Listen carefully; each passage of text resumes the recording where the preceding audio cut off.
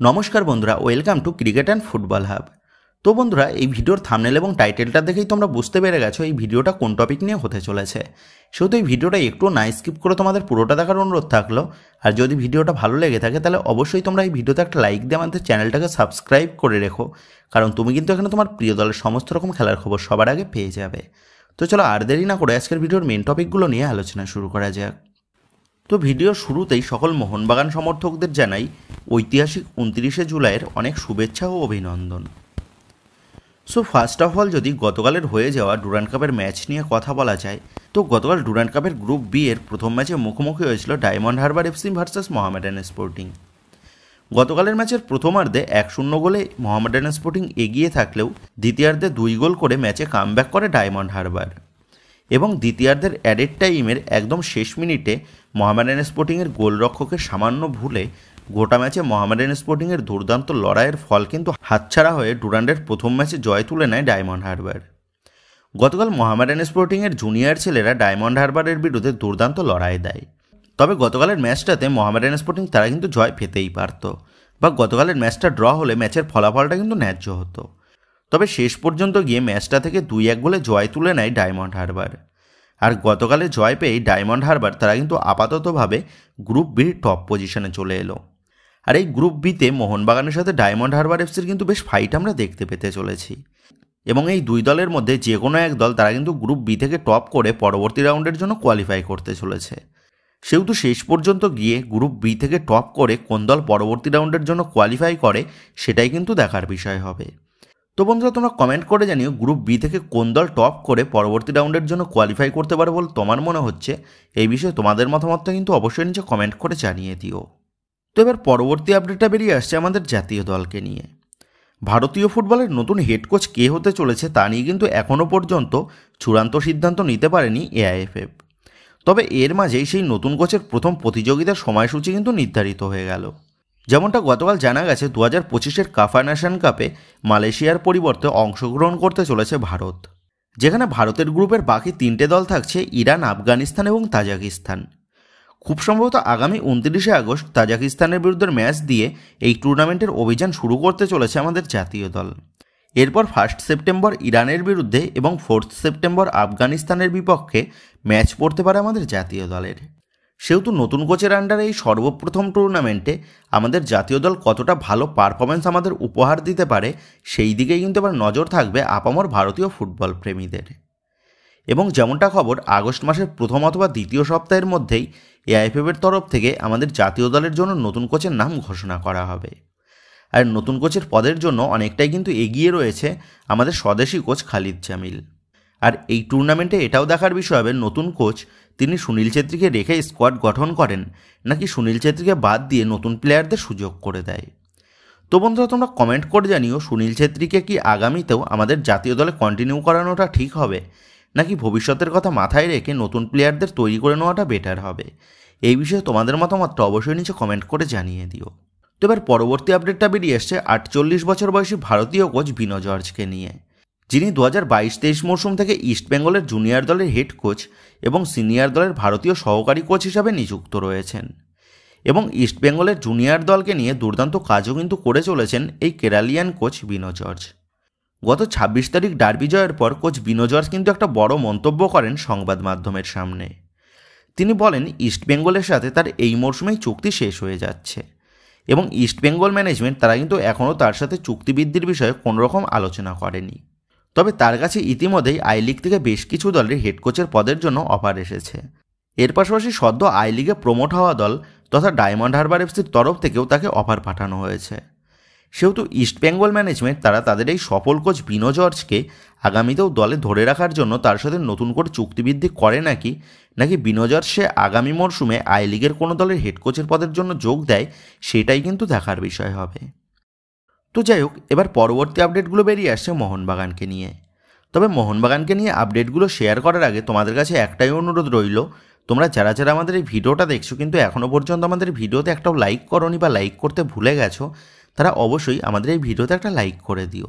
আর রোজ রোজ তোমাদের প্রিয় দলের এইরকম লেটেস্ট আপডেটগুলো সবার আগে জানার জন্য যারা এখনও পর্যন্ত আমাদের চ্যানেলের সাথে যুক্ত হওনি তারা অবশ্যই আমাদের চ্যানেলের সাথে যুক্ত হয়ে যেও। তো যাই হোক, মোহনবাগানকে নিয়ে সর্বপ্রথম যে আপডেটটা বেরিয়ে আসছে সেটা হচ্ছে বাগান হেড কোচ হোসে মলিনার বিষয়ে। আগামী 31 তারিখ ডুরান্ড কাপে মোহামেডান স্পোর্টিংয়ের বিরুদ্ধে ম্যাচ দিয়ে মোহনবাগানের সিনিয়র দল তারা এই মৌসুমে নিজেদের অভিযানটা শুরু করতে চলেছে। আর ডুরান্ড কাপের প্রথম 2 ম্যাচে দলকে নেতৃত্ব দিতে চলেছে মোহনবাগানের ভারতীয় সহকারী কোচ বাস্তব রয়। আর সেই মতনভাবেই বাস্তব রয়ের নেতৃত্বে মোহনবাগানের সিনিয়র দল তারা কিন্তু গত কয়েকদিন ধরেই অনুশীলন শুরু করে দিয়েছে। গতকাল কোচ বাস্তব রায় দলের সিনিয়র ও জুনিয়র প্লেয়ারদের মিলিয়ে মিশিয়ে নিজেদের মধ্যে একটা অনুশীলন ম্যাচ খেলিয়ে দলের পরিস্থিতিটা দেখে নিয়েছেন, যেখানে গতকালের ওই প্রস্তুতি ম্যাচে একমাত্র গোল করতে দেখা যায় লিস্টন কোলাসোকে। দলের আপফ্রন্টে সুয়েল আহমেদ ভাট এবং কিয়ান নাসিরিকে রেখেই মোহামেডান স্পোর্টিং বধের পরিকল্পনা সাজাতে দেখা গেছে কোচ বাস্তব রয়কে। এর পাশাপাশি দলের মাঝ মাঠে গতকাল কিন্তু বেশ কিছু ভ্যারিয়েন্ট ট্রাই করতে দেখা গেছে বাস্তব রয়কে, যেখানে শুরুতেই আপুইয়ার সাথে অভিষেককে জুটি বেঁধে ম্যাচ শুরু করেন বাস্তব রয় এবং পরবর্তীতে অনুরুদ্ধ থাপার সাথে গ্লেন মার্টিন্সকেও কিন্তু ট্রাই করতে দেখা গেছে বাস্তব রয়কে। সেহেতু এটা দেখে কিন্তু এই বিষয়টা স্পষ্ট যে আগামী 31 তারিখের ম্যাচে মাঝমাঠকে যথেষ্ট কন্ট্রোলে রাখার চেষ্টা চালাবেন কোচ বাস্তব রয়। দলের ডিফেন্স লাইনে গতকাল রাইট ব্যাক পজিশনে খেলতে দেখা গেছে আশিস রায়কেই এবং দলের জোড়া সেন্টার ব্যাক হিসাবে দেখা গেছে দীপেন্দুর সাথে দীপক টাংরিকে এবং দলের লেফট ব্যাক পজিশনে খেলতে দেখা গেছে দলের নতুন প্লেয়ার তেকচাম অভিষেক সিংকে। তো দীপক টাংরিকে প্রথম ম্যাচে সেন্টার ব্যাক হিসাবেই ব্যবহার করার কিন্তু চেষ্টা চালাচ্ছেন কোচ বাস্তব রয়। অপর দিক দিয়ে শেষ জাতীয় শিবিরে গিয়ে চোট পায় দলের ক্যাপ্টেন সুভাশিস বোস, সেটা আশা করি তোমাদের মনে আছে। এবং যেমনটা খবর, এখনও পর্যন্ত চোট থেকে কিন্তু পুরোপুরিভাবে রিকভারি করেননি সুভাশিস বোস। সেহেতু প্রথম ম্যাচে আমরা কিন্তু সুভাশিস বোসকে মাঠে দেখতে নাও পেতে পারি। আর যদি এই 2 দিনের মধ্যে সুভাশিস বোস তিনি রিকভারি করে নেন, তাহলে তাকে কিন্তু সাবস্টিটিউট হিসাবে আমরা মাঠে দেখতে পেতে পারি।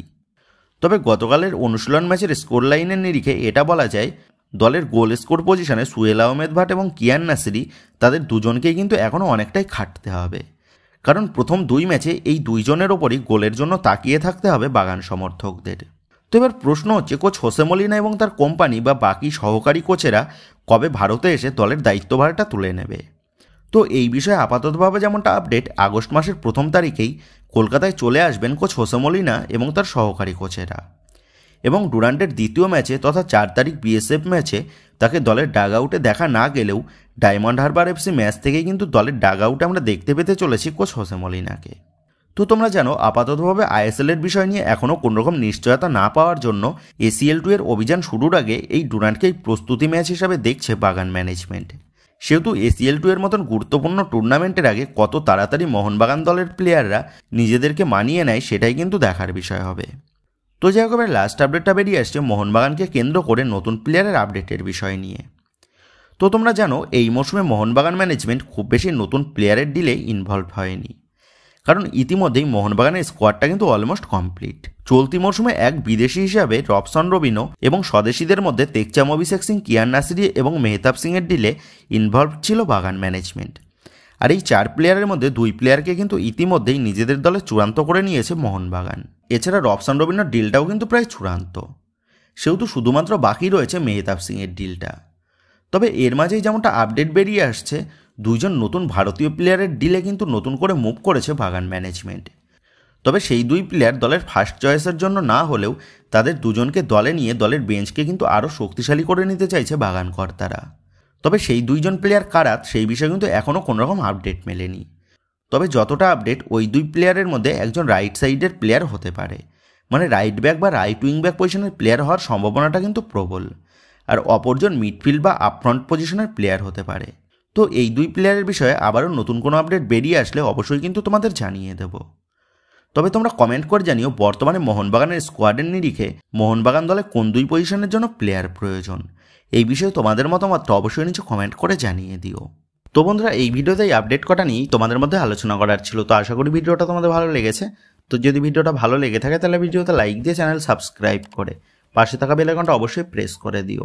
আর তোমরা যারা এখনও পর্যন্ত আমাদের সোশ্যাল মিডিয়া পেজের সাথে যুক্ত হওনি, তারা নিচে ডেসক্রিপশন বক্সের লিঙ্ক থেকে আমাদের সোশ্যাল মিডিয়া পেজের সাথে যুক্ত হয়ে যেতে পারো, কারণ এখন কিন্তু সমস্ত লেটেস্ট আপডেটগুলো সবার আগে আমাদের সোশ্যাল মিডিয়া পেজেই পোস্ট করা হয়।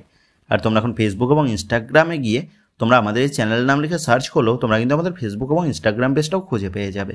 সেক্ষেত্রে তোমার প্রিয় দলের সমস্ত রকম লেটেস্ট আপডেট সবার আগে জানার জন্য এবং আমার সাথে সরাসরি যে কোনো বিষয়ে কথা বলার জন্য তোমরা অবশ্যই মনে করো আমাদের সোশ্যাল মিডিয়া পেজের সাথে যুক্ত হয়ে যেও। তো বন্ধুরা এই ভিডিওটা এটুকুই ছিল, তো আসি বন্ধুরা, দেখা হচ্ছে পরের ভিডিওতে।